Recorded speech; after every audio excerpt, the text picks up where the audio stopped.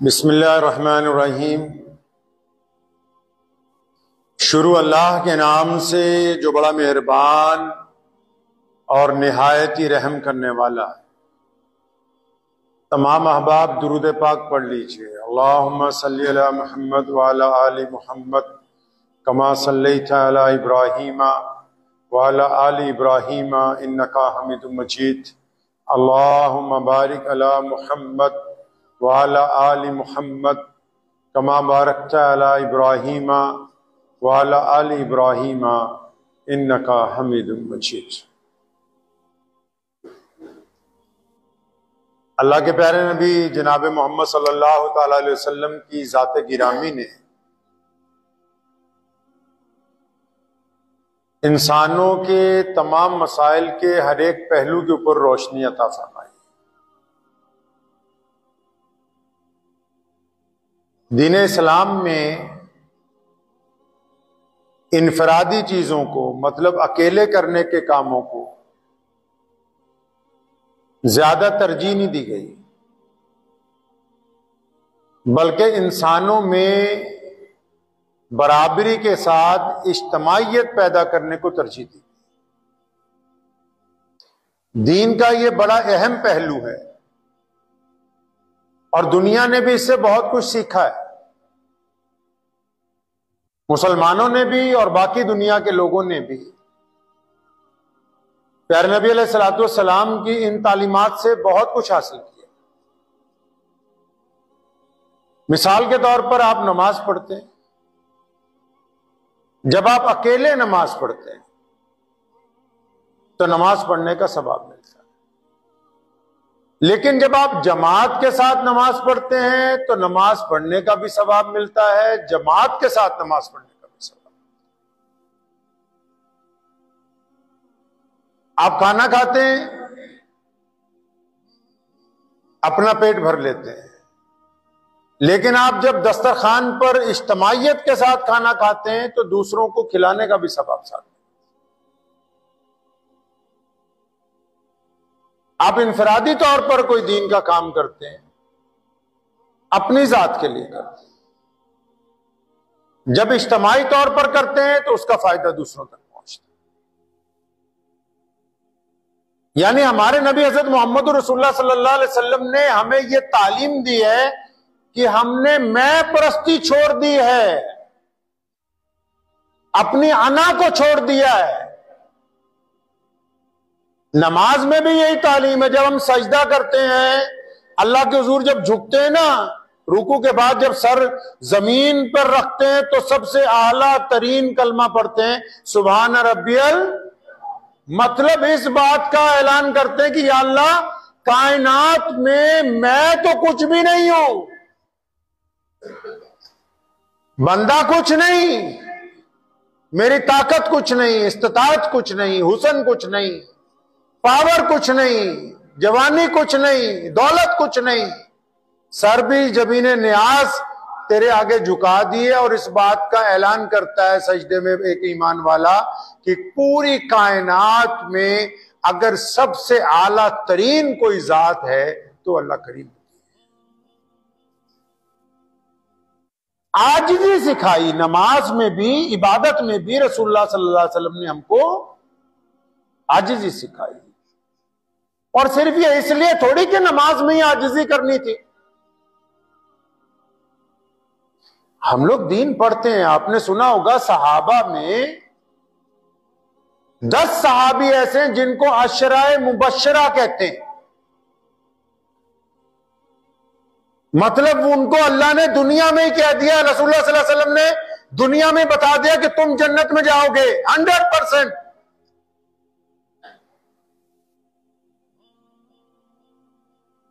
ये कह दिया उनको, सहाबा को बता दिया कि ये जो सहाबी हैं, सैयदना अबू बकर सिद्दीक रज़ियल्लाहु ताला अन्हु, सैयदना उमर बिन खत्ताब रज़ियल्लाहु ताला अन्हु, सैयदना उस्मान ज़ुन्नूरैन रज़ियल्लाहु ताला अन्हु, सैयदना मौला अली करमुल्लाह वजह रज़ियल्लाहु ताला, सैयदना अबू बैदा बिन जर्राह रज़ियल्लाहु ताला अन्हु, जो 10 सहाबी हैं अशरा मुबश्शरा में। अब ये सिर्फ इसीलिए थोड़ी कहा कि ये जन्नत में जाएंगे जाएंगे। जन्नत में तो तमाम सहाबा ने जाना है, वो मासूम जमात है। अल्लाह ने उन सब के लिए रजामंदी का इजहार किया है।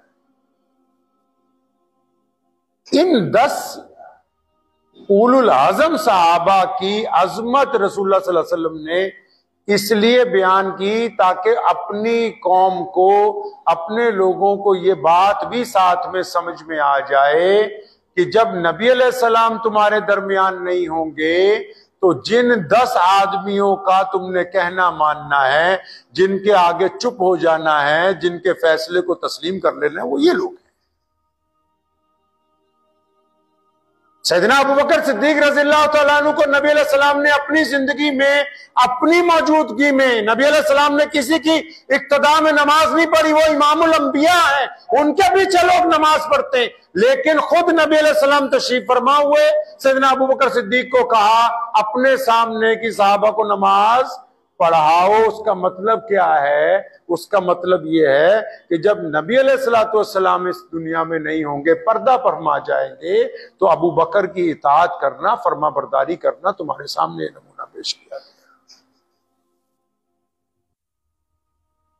इताअत और फरमा बरदारी दीन का एक जुज है, एक जरूरी हिस्सा है हमारे मजहब का, और सिर्फ मजहब का ही नहीं, जिंदगी का भी हिस्सा है, घर के मामलात का हिस्सा है, कारोबार के मामलात का हिस्सा है। और सहाबा किराम रज़ियल्लाहु तआला अजमाइन तो इसके नमूने थे जीते जागते। आज से तकरीबन 1400 साल पहले की बात है, जब नबी अलैहिस्सलाम इस कायनात से पर्दा फरमा गए, तो जब मुसलमान निकले हैं मदीनतुल मुनव्वरा से पूरी दुनिया को फतह करने के लिए, तो जो सबसे फ्रंट लाइन पे थे, आगे आगे जो थे सबसे, उनमें सैयदना खालिद इब्ने वलीद रज़ियल्लाहु ताला अन्हु जर्नल थे, रसूलुल्लाह के चहेते साहबी, अशरा मुबशरा में। और नबी अलैहिस्सलाम ने कहा कि खालिद अल्लाह की तलवारों में से एक तलवार है, मतलब उनका रुतबा बुलंद करने के लिए उनको लक़ब दिया गया। सबसे आगे वो होते थे, मतलब बाकी लोग पीछे 200, 300 किलोमीटर भी आ रहे हैं, वो आगे से आगे शहर फतेह करते हुए जा रहा है। मदीने से जो निकले हैं तो पूरे जजीरे अरब में जो मुनकिर थे, बदमाश थे, जो गुंडे थे, जो औरतों पे जुल्म करते थे, जो बच्चों का कत्ल करते थे, जिन्होंने गरीबों को गुलाम बना के रखा हुआ था, उनकी हुकूमतों को रौंदते हुए खालिद इब्ने वलीद आगे बढ़ रहे थे। अब इधर सैयदना अबू बकर सिद्दीक खलीफा थे, खालिद बिन वलीद रज़ियल्लाहु ताला अन्हु सबसे फ्रंट लाइन में इंचार्ज थे। अब इधर अबू बकर सिद्दीक रज़ियल्लाहु ताला अन्हु की खिलाफत खत्म हुई, उनका इंतकाल हुआ, उमर बिन खत्ताब रज़ियल्लाहु ताला अन्हु खलीफा बन गए। अब ये अल्लाह के नबी अलैहिस्सलाम के चहेते सहाबी भी हैं और इनका अदल भी बड़ा मशहूर है। जब एक जर्नल ने चिट्ठी लिखी कि मिस्र में एक ऐसा दरिया है जहां हर साल एक लड़की को कुर्बान करते हैं जंगल के लोग आके, तब उसमें पानी आता है, तो सैयदना उमर बिन खत्ताब ने कहा था अपने उस जर्नल को कि आज के बाद वहां किसी बेटी का कत्ल नहीं होना चाहिए, मैं एक चिट्ठी लिख के भेजता हूं, उस दरिया में डाल दो।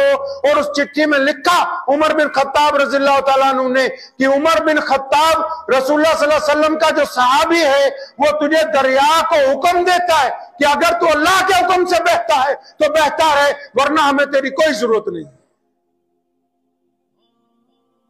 लाखों लोग आए थे इसको देखने के लिए और उन्होंने कहा था ये तमाशा कर रहे हैं मुसलमान।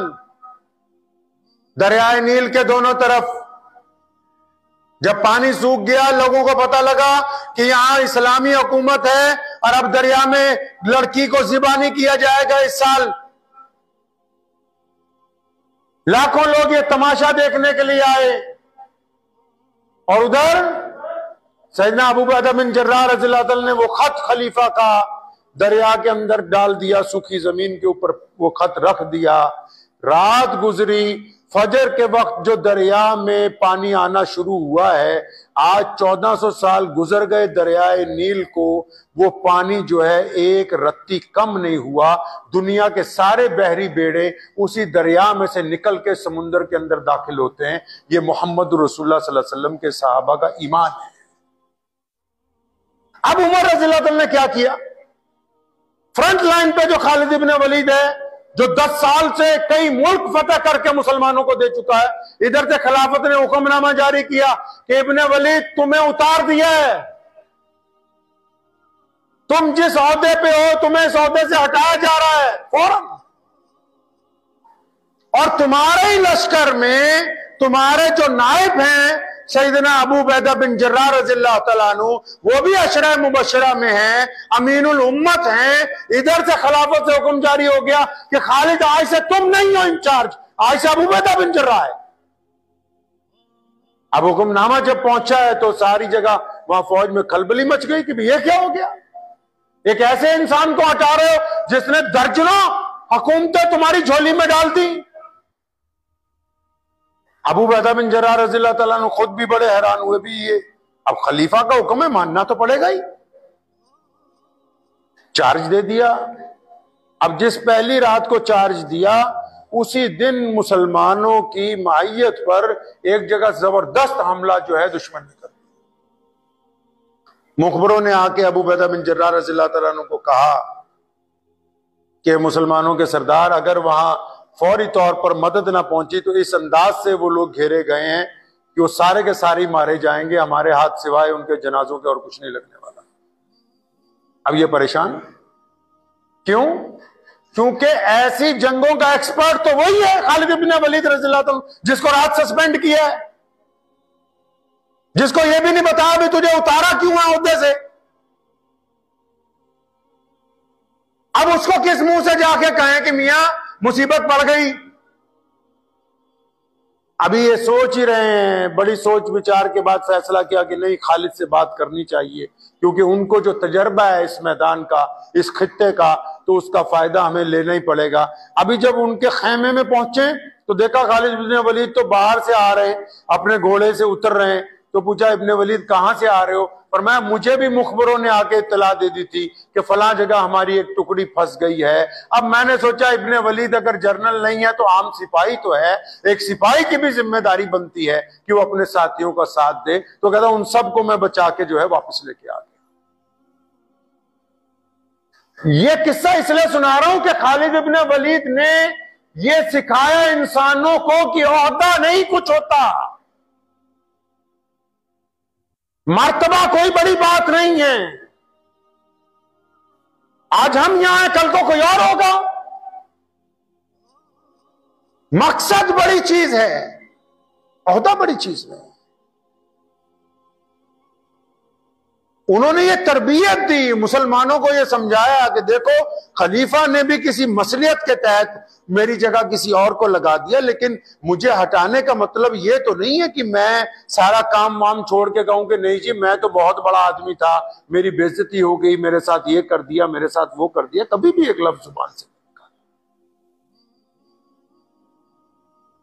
हमारा मसला ये है, लोगों का, आम लोगों का, मुसलमानों गैर मुस्लिमों, बड़े बड़े इंस्टीट्यूट, बड़ी बड़ी जमातें, बड़े बड़े लोग, छोटे छोटे घर, कारोबार इसलिए वो तबाह हो गए या हो रहे हैं क्योंकि उनमें 2 या 3 लोग जो हैं किसी एक को अपना बड़ा मानने के लिए तैयार ही नहीं है। अब वो चाहे दीनदार हो या दुनियादार, कामयाब कौन है? हमारे नबी अलैहिस्सलाम ने हमें तरबियत दी कि जमात के साथ रहना, जो जमात में है वो जन्नत में है।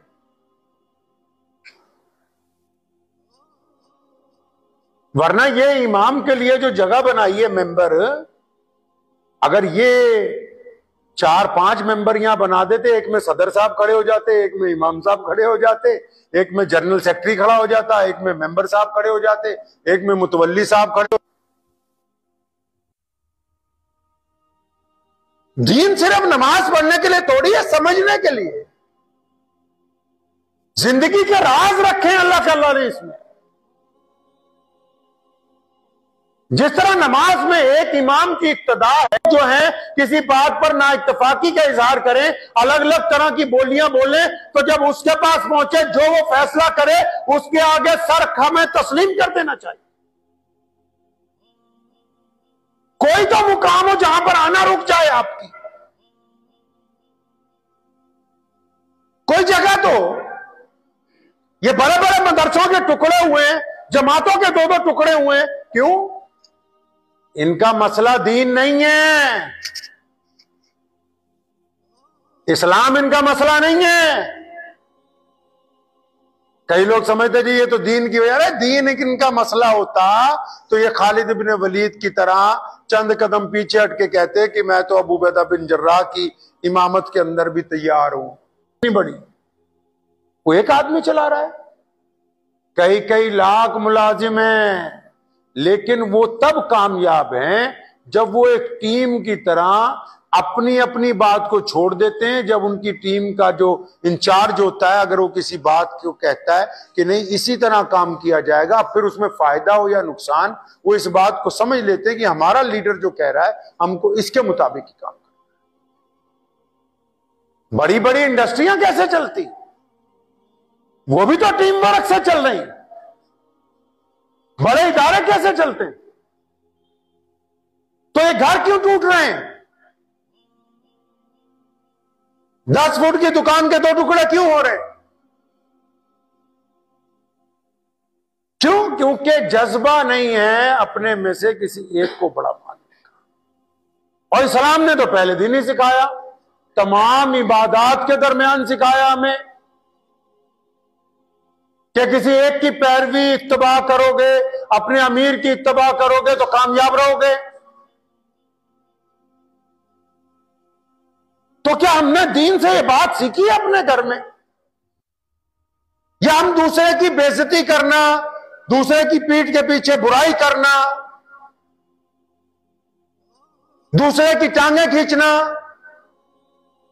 जबकि हमारे दीन ने हमें सिखाया कि अगर आप कोई अच्छाई का काम नहीं कर सकते तो किसी को धक्का भी मत मारो कि वो गिर जाए नीचे। अगर आप नेक लोगों का साथ नहीं दे सकते तो उनकी टांगें भी खींचने की जरूरत नहीं है। ये पहलू तलाश नहीं करते हम इस्लाम में। क्या सिर्फ नमाज पढ़ लेना काफी हो जाएगा? क्या नमाज के उस पैगाम को हम अपनी जिंदगी में ढालेंगे नहीं, जिसमें इबादत भी है, इताअत भी है, फर्मा बरदारी भी है, मोहम्मद रसूलुल्लाह से वफादारी का हलफ भी? भूल जाएंगे हम इस बात को। जो सिर्फ इस्लाम को इबादत का तरीका बताना चाहते हैं वो कामयाब नहीं हो। मसाइल आते रहते हैं, जाते रहते हैं। नफा और घाटा जिंदगी के 2 पहलू हैं, लेकिन उसका मकसद ये नहीं है। इसके अगर लगातार आप नुकसान में जा रहे हैं तो इसका मतलब ये नहीं कि आप खामोश होकर घर में बैठ जाएं। ज्यादा फायदे में जा रहे हैं तो इसका मतलब ये नहीं कि आप दीन को छोड़ दें, दौलत आने के बाद इस्लाम को छोड़ दें। आप दीन के इन पहलुओं के ऊपर गौर करना है कि क्या हम में कोई ऐसा है जो हमारा बड़ा हो। क्या हमारी मसाजिद में, हमारे घर में, हमारे कारोबार में हम किसी की इताअत करते हैं, फरमाबरदारी करते हैं? क्या हम एक दूसरे के साथ फराख दिली रखते हैं? नबी अलैहिस्सलाम ने कहा कंधे से कंधा जोड़ के नमाज पढ़ना। आपने सुना हो शायद किसी मौलवी से, हुक्म है कंधे से कंधा। क्यों भाई? कोई तो पल्लेदार आता है, पसीने से शराबोर होता है, कोई चौधरी साहब होते हैं, इतर बहुत लगाया हुआ होता है, किसी के बड़े खूबसूरत कपड़े हैं, किसी के फटे हुए हैं। ये मोहम्मद रसूलुल्लाह सल्लल्लाहु अलैहि वसल्लम ने कह दिया कंधे से कंधा जोड़ के खड़े रहो। क्यों? सिर्फ नमाज पढ़ानी मकसूद थोड़ी थी। अल्लाह के नबी अलैहिस्सलाम चाहते हैं कि आपके दिल आपस में मिल जाएं। एक दूसरे से जो नफरत है या एक दूसरे से जो दिल के अंदर कराहियत पैदा होती है, इंसानों को देख के जो कराहियत पैदा होती है, चल ये काला है, ये गरीब है, ये मिस्कीन है, ये अपाहिज है। ये जो दिल में कराहियत आती है, नबी अलैहि सलाम ने उसका भी इलाज नमाज में कहा कि हाँ, एक दूसरे के कंधे से कंधा जोड़ के खड़े होना, ताकि तुम्हारी अंदर जो कराहियत है, एक दूसरों को लेके अगर कोई नफरत है या तुम अपने को किसी से आला समझते हो, तो वो बात तुम्हारे अंदर खत्म हो जाए, तुम लोगों से प्यार और मोहब्बत करने वाले। अब ये कराहियत सिर्फ नमाज में ही थोड़ी खत्म की है। ये कराहियत नमाज में इसलिए खत्म की कि नमाज के बाद जब आप बाहर जाएंगे तो आप वहां भी किसी के साथ नफरत ना करें। आप घर में जाएंगे, आप वहां भी किसी से नफरत ना करें। आप कारोबार में होंगे, आप वहां भी किसी से नफरत ना करें। तो इसका मतलब तो यही है कि मुहम्मदुर रसूलुल्लाह सल्लल्लाहु अलैहि वसल्लम ने जो हमें दीन दिया, वो अमली तौर पर एक मजहब है, एक दीन है जो हमें जीने का तरीका सिखाता है। तो अगर हम इस तरीके को सीख ही नहीं रहे और सिर्फ सजदा ही अदा कर रहे हैं, और सजदा भी वो जिसमें भाइयों की नफरत हो, जिसमें दुश्मनियां भरी हुई हो, जिसमें दूसरों का हसद भरा हुआ हो, कीना भरा हुआ हो, बुग़्ज़ भरा हुआ हो, तो सजदे का क्या फायदा है? सजदा तो करवाया इसीलिए कि हमने इस बात को मान लिया कि हम फानी है, अल्लाह बाकी, हम कुछ नहीं, अल्लाह की जात सब कुछ। यह जुमा क्यों बनाया?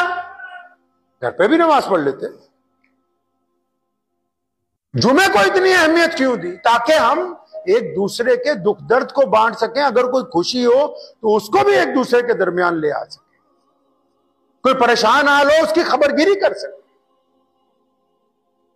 ये तो अब रिवाज बनाना कि कई लोगों ने कहा कि घर की छत पे जुमा करा दो, किसी ने कहा कि जी हमारे यहां तो गांव में भी जुमा नहीं हो सकता। इस्लाम ने इज्तिमाइयत की बात की है। ये तो अब बड़े शहरों में शुरू हो गया, दिल्ली से लेकर बंबई तक गली मोहल्लों की मस्जिदों में ईद की नमाज हो रही। मोहम्मद रसूलुल्लाह सल्लल्लाहु अलैहि वसल्लम मस्जिद नबवी को छोड़ के ईदगाह जा रहे हैं। ये क्यों जा रहे हैं जी? ताकि इज्तिमाइयत बाकी रहे, जोड़ बाकी रहे, बरकत हो इसमें। अल्लाह करीम को यह बात पसंद है। ऐसे ही आपकी जाती जिंदगी भी है, जाती जिंदगी भी ऐसी। क्या आप, चाहे आप हो, चाहे मुसलमान हो या गैर मुस्लिम, जो गैर मुस्लिम भाई हैं उनको भी कहता हूं, आप क्या अपने घर में लोगों को जोड़ने वाले हैं या तोड़ने वाले हैं? इस बात का फैसला कीजिए आज। आप क्या हैं अपने घर में? बड़े मसाइल तो बहुत दूर की बात है। अभी आपकी अपने घर में क्या पोजीशन है? आप भाइयों में नफरत डालते हैं, आप बच्चों से बदतमीजी करते हैं, आप किसी अपने घर के फर्द के खिलाफ साजिश करते हैं, आप कोई जादू करते हैं, आप कोई सैर करते हैं, आप किसी के पीठ के पीछे गालियां देते हैं। आपकी घर में क्या हैसियत है? अपने दिल से पूछिए, आपका दिल आपको झूठ नहीं बोलेगा। ले दे के यही एक चीज है पूरे जिस्म में।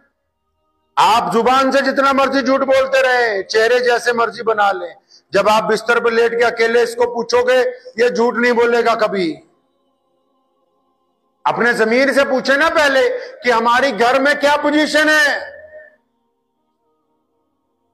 अगर आप घर में जोड़ने वाले हैं, आपका दिल बड़ा है, आप दूसरों पे खर्च करने वाले हैं, आप गलतियों को नजरअंदाज करने वाले हैं, आप माफ करने वाले हैं, तो इसका मतलब आप एक नेक इंसान है, अल्लाह उसके रसूल के महबूब बंदे हैं आप। फिर आपकी इबादत गाह में आपकी क्या पोजीशन? जिस इबादत गाह में आप इबादत करने जाते हैं, वहां आप किस नाम से जाने जाते हैं? फितनेबाज के नाम से जाने जाते हैं, उंगलीबाज के नाम से जाने जाते हैं, या किसी के साथ खाना खिलाने वालों के नाम से जाने जाते हैं? आप वहां किस नाम से जाने जाते हैं अपनी मस्जिद में? वहां लोग क्या कहते हैं आपको? कारोबार में आपकी पहचान क्या है? क्या वक्त पे पेमेंट देने वाले के तौर पर पहचाने जाते हैं, या लोगों का माल लेके 8-8 महीने तारीखें डालने वालों के नाम में आपकी पहचान है? क्या पहचान है कारोबार में आपकी? आप माल लेके उसी वक्त अदायगी करते हैं, या माल लेने के बाद माल वालों को जलील करते हैं 1-1 साल के लिए? आपकी पहचान क्या है कारोबार में, पता लगे। अपनी पहचान के औसाफ तो मुकर्रर करने हैं ना हमें। नबी अलैहिस्सलाम ने हमें जो दीन दिया कायनात में, आज इस्लाम सबसे बड़ा मजहब है। बहुत लोग इस्लाम के पीछे लगे हुए हैं, कोई इस तरह बुराई करना चाहता है सोशल मीडिया में, कोई उस तरह। इसी से अंदाजा लगा लो कि जो इतना बड़ा दीन है, जिसकी मुखालफत में बहुत सारे लोगों को रात को नींद नहीं आती, उस दीन की खूबियां कितनी होंगी कि इतने मुखालिफों के बावजूद इस्लाम आज कायनात का सबसे बड़ा मजहब बन के आ गया है। इस्लाम को, दीन को, अपने नबी अलैहिस्सलाम की सीरत को समझिए। ये नमाज, ये इबादतें सिर्फ सजदा करने के लिए नहीं है। इन सजदों से बहुत कुछ हासिल करके हमको अपने घर, अपनी दुकान, अपने कारोबार, अपने समाज, अपनी सियासत, अपने मदारिस, अपने इलाके तक लेके जाना है, जहां पता लगे कि ये बंदा नमाजी है और इसमें ये खूबियां जो है पाई जाती है। करेंगे इंशाअल्लाह ताला। दुआ कीजिए अल्लाह करीम मुझे भी और आप सबको इन बातों पे अमल की तौफीक अता फरमाए। व आखिरु दावाना अनिल हम्दुलिल्लाहि रब्बिल आलमीन। मुझे उम्मीद है कि आपको ये वीडियो पसंद आई होगी। अगर पसंद आई हो तो ये आप अपने दोस्तों के साथ शेयर करें और इस चैनल को सब्सक्राइब जरूर करें।